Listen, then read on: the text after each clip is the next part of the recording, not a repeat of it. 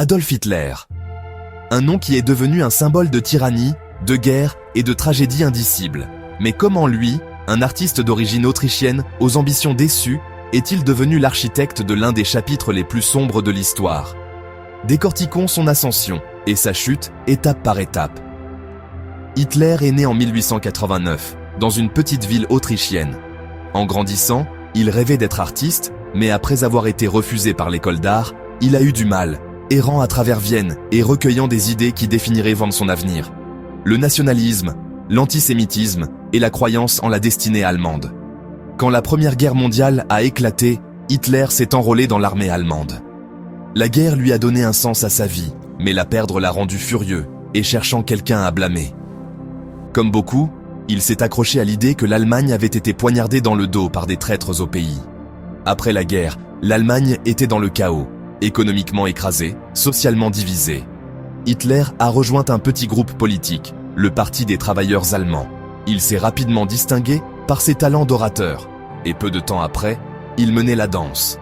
Il l'a rebaptisé le Parti national-socialiste des travailleurs allemands, le Parti nazi.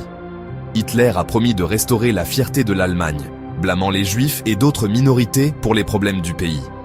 Il a tenté de prendre le pouvoir en 1923 avec le putsch de la brasserie, mais a échoué et s'est retrouvé en prison. Là, il a écrit Mein Kampf, exposant sa vision de l'avenir de l'Allemagne, une vision enracinée dans la haine et la conquête. Libéré de prison, Hitler a changé de tactique. Au lieu d'essayer de prendre le pouvoir par la force, il est passé par la politique, gagnant le soutien de citoyens désespérés. En 1933, il a été nommé chancelier. En quelques mois, la démocratie a été démantelée.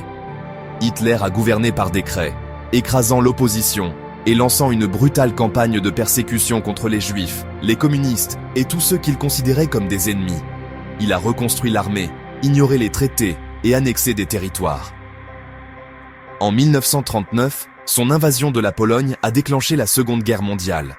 Le régime nazi s'est étendu à travers l'Europe, déclenchant la dévastation et l'Holocauste, une campagne industrialisée de génocide qui a assassiné 6 millions de Juifs et des millions d'autres. Mais l'ambition d'Hitler fut sa perte. La situation a basculé lorsque ses armées ont échoué en Russie et que les Alliés ont débarqué en Normandie.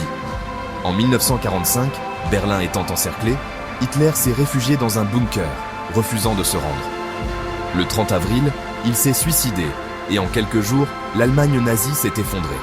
L'héritage d'Hitler est un avertissement, comment la haine, la propagande et un pouvoir incontrôlé peuvent détruire des vies et des nations. Comprendre son histoire ne consiste pas seulement à se souvenir du passé, il s'agit de s'assurer que cela ne se reproduise jamais. Merci de m'avoir accompagné dans ce voyage à travers l'histoire. Si vous avez trouvé cela utile, aimez, abonnez-vous et continuons à apprendre ensemble.